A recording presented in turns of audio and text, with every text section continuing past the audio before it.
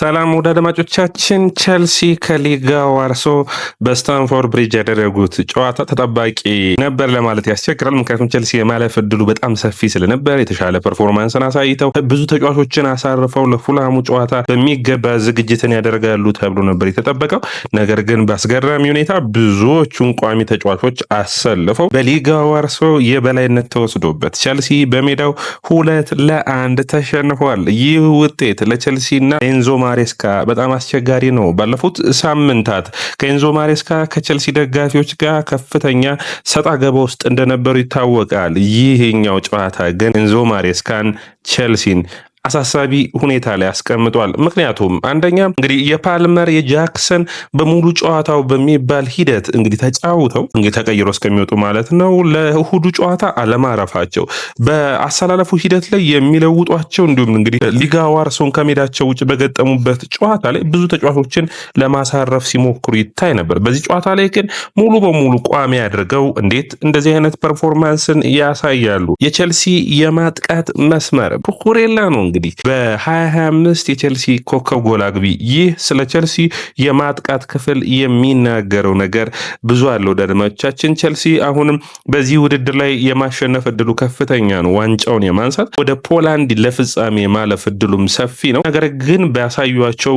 ወቅታዊ ብቃቶች ኤንዞ ማሬስካ አሁንም አሳዛኝና አሳፋሪ ብቃት ላይ ይገኛሉ ማለት ይቻላል። የትናንትናውን ጨዋታ እንዴት አያችሁት? በሜዳው ቸልሲ እውነት በሊጋ ዋርሶ መሸነፍ ነበረበት? ለምሳሌ በዚህ ጨዋታ ላይ ታዳጊዎቹን ተጫዋቾች አሰልፈው ቢሸነፍ ኑሮ ብዙ የቸልሲ ደጋፊ ተቃውሞ አይኖረውም። ነገር ግን በፕሪሚየር ሊጉ ላይ የሚታወቁትን ቋሚ ተጫዋቾች አሰልፈ እንግዲህ ከቋሚ 11 ውስጥ አችፖንግን ልትሉ ትችላላችሁ። ነገር ግን በፕሪሚየር ሊጉ አችፖንግም የተሰለፈ ተጫዋች ነው። እነዚህን ተጫዋቾች አሰልፈ ሽንፈትን ማስተናገድ ልክ ነው የሚባል አይታየኝም። ስለዚህ ቸልሲ በጣም አሳፋሪ ውጤትን ያመጣው ብዬ አስባለሁ። ወዳጆቻችን በእናንተ እይታ ስለ ጨዋታው ምን ታስባላችሁ? ኮሜንት መስጫ ቦክስ ላይ እናንተን አስተያየት አስቀምጡልኝ። ምን ታያችሁ? እውነት ይህ ቡድን ወደ ቻምፒዮንስ ሊግ የመሳተፍ አቅም ይኖረዋል ወይ?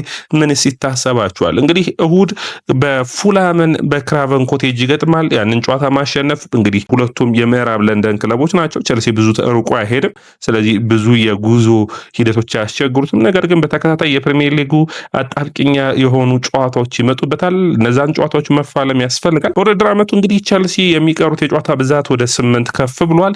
ቀጣይ ሁለቱን ጨዋታዎች ደግሞ በደርሶ መልስ የሚያሸንፍ ከሆነ የስዊድኑን ክለብ ወደ 9 ከፍ የማለት እድል ሊኖራቸው ይችላል። ወደ አድማጮቻችን ይህ ያያ ስፖርት ነው። ላይክ፣ ሼር፣ ኮሜንት፣ ሰብስክራይብ ማድረጋችሁን አትርሱ። ስለ ጨዋታው ስለ ኤንዞ ማሬስካ ዛሬም ልነግራችሁ ተመልሰን መጣና የእናንተን አስተያየት እንግዲህ የምጠብቅ ነው የሚሆነው። ፉልሃም እንግዲህ አስቸጋሪ ቡድን እንደሆነ መርሳት የለባችሁም። ስለዚህ ቸልሲም በሜዳው ያሸነፉበት ጨዋታ የሚታወስ ነበር። ከሜዳው ውጭ ቸልሲ ይህንን ቡድን ማሸነፍ ግድ ይለዋል። ያደርገዋል ወይ የሚጠበቅ ነው የሚሆነው። ነገር ግን ስለ ትናንቱ ጨዋታ እስኪ ተኮር አድርገን ምን ነገሮች እንዳሉ እንግዲህ በአሰላለፍ በኩል ካያችሁ አድማጮቻችን ቸልሲ በኩል የተሰለፉትን ተጫዋቾች በምታዩበት ጊዜ ክሪስቶፈር ንኩኩ፣ ጃክሰን እና ሳንቾ፣ ፓልመር፣ ዱዋንስቤሪ ሃልና እንዲሁም ደግሞ ሪሲ ጄምስ አማካይ መስመሩ ላይ፣ የተከላካይ መስመሩ ላይ አችፖንግ እንዲሁም ቶሲን አድራባዮ እና ባዲያሼል እንዲሁም ደግሞ ማርክ ኩኩሬላን አሰልፏል። እንግዲህ በዚህ ቋሚ 11 ይህንን ቡድን ለማሸነፍ መሞከርና ስኬታማ ለመሆን ትንሽ የሚያሳስብ ይመስለኛል። እንግዲህ ውጤቱ አሳሳቢ ነው ወይ ካላችሁኝ፣ አዎ ውጤቱ አሳሳቢ ነው። በዚህ ቡድን መሸነፍ አልነበረባቸውም ብዬ አስባለሁ። ጠንካራ ቡድንን ካሰለፍ ውጤታውን የተሻለ ማድረግ፣ በዚህም የቡድንን ስለንቦና መገንባት ያስፈልግ ነበር። ያንን ስለንቦና ማሻሻልም የሚያስፈልግ ይሆናል። በተለይ በሁለተኛ አጋማሽ ታሪክ ጆርጅ ኒኮላስ ጃክሰን ተቀይሮ ገብቶ ጥሩ ሂደቶችን ሲያደርግ ይታያል። በአንድ አጋጣሚ ያስቆጠረው ጎል ኦፍሳይድ ተብሎ ተሽሮበት እንደነበር የሚታወስ ነው። አሁንም ቢሆን ቸልሲ እንግዲህ በውድድር ዓመቱ ዝቅተኛው የሆነው የታዳሚዎችን ያስመለከተን 30 ሺህ የቸልሲ ደጋፊዎች ብቻ ነበር መግባት የቻሉት። የሊጋው ዋርሶ ደጋፊዎች አሁንም ከፍተኛ የሆነ ስሜት ላይ ይታያሉ። ውድ አድማጮቻችን አንድ ነገር እዚህ ጋር ልብ ልትሉ ይገባል። ይህ ቡድን ሊጋው ዋርሶ በፖላንድ ሊግ 5ኛ ነው የሚገኘው። የፖላንድ ሊግ 5ኛውን ቡድን በሜዳ መጥቶ ሲያሸንፍ ልክ የሚባል አይደለም። ነገር ግን እግር ኳስ ነውና በሚገባ መጫወት፣ ቡድን መፋለም ከቡድኑ ይጠበቅ ነበር። ማርክ ኩኩሬላ ጎሎቹ እንደቀጠሉ ናቸው። እንግዲህ ይህ ተጫዋች አሁን የኤንዞ ማሬስካን ህይወት እያስቀጠለ ያለው ብቸኛው ተጫዋች ነው ቢባል ማጋነን አይደለም። ምክንያቱም የቸልሲን በጣም ብዙዎቹን ጎሎች እያስቆጠረ ይገኛል። ከዲሴምበር 15 ፈረንጆቹ ማለት ነው ከታህሳስ 15 ጀምሮ 6 ጎሎችን አስቆጥሯል። ይህ ማለት ለሳንቾ ለኩኩሬላ እንግዲህ ሳንቾን ከኩኩሬላና ከፓልመር ከሌሎቹ ተጫዋቾች ኒኮላስ ጃክሰንን ጨምራችሁ ስታዩ የቸልሲ ጎል የማስቆጠር ችግር አሁንም እንደቀጠለ ነው።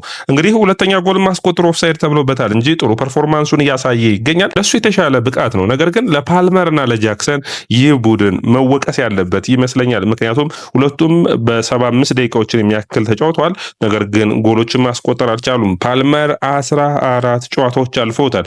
ጎል ካስቆጠረ ይህ ጥሩ የሚባል አይደለም። ለመጨረሻ ጊዜ በበርንማውዙ ጨዋታ በጃንዋሪ 14 ነው ወይም በጥር 14 ነው እንግዲህ ጎል ያስቆጠረ እንደ አውሮፓውያን አቆጣጠር። በጣም የሚገርም ነው። በጣም ማለት እንደ ፐርፎርማንስ ስታዩት ፓልመር ይህንን ለአንድ ቸልሲ ደጋፊ ብትነግሩት ልክ ነው ብሎ የሚቀበል አይደለም።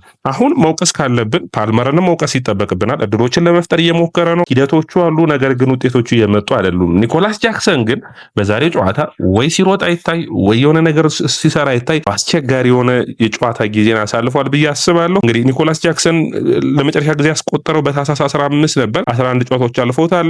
ለ3 ወራት ከጉዳት ርቆ ነበር። በአጠቃላይ ግን የማጥቃት ኃይሉ በጣም ደካማ ሆኖ ቸልሲ እየታየ ይገኛል። ፓልመር በመጀመሪያው አጋማሽ ያገኘቸውን 2 እና 3 እድሎች መጠቀም አልቻለም። አሁንም በራስ መተማመኑን መመለስ ያስፈልጋል። በተለይ በክራቨን ኮቴጅ ጨዋታ ላይ የጃክሰንና የፓልመር ወደ ጨዋታ ብቃታቸው እንዲመለሱና የተሻለ ብቃታቸውን ፐርፎርማንሳቸውን እንዲያሳዩ የሚጠበቅ ነው የሚሆነው። ውድ አድማጮቻችን ይህ ያያ ስፖርት ነው። ላይክ፣ ሼር፣ ኮሜንት፣ ሰብስክራይብ ማድረጋችሁን አትርሱ። በእናንተ እይታ እውነት ፓልመርና ጃክሰን ወደ ጥሩ ብቃታቸው ይመጣሉ ወይ? ባለፉት ሳምንታት የጣሏቸው 4 ነጥቦች ለቸልሲ አሳሳቢው ነው እንደቀጠሉ ናቸው። ምክንያቱም በቀጣይ እንግዲህ የሚገጥሟቸውን የተቃራኒ ቡድኖች ጥንካሬ ስታዩ ቸልሲ አይሆንም የሚባል አይደለም። ይህ ቡድን እነዚህም ቡድኖች ሲያሸንፍ አይተነዋል። ነገር ግን ወደ ብቃታቸው መመለስ ግድ ይለዋል። እንግዲህ በመጨረሻም የምናነሳው የሚሆነው ስለ ቸልሲ የተከላካይ ሁኔታ ነው።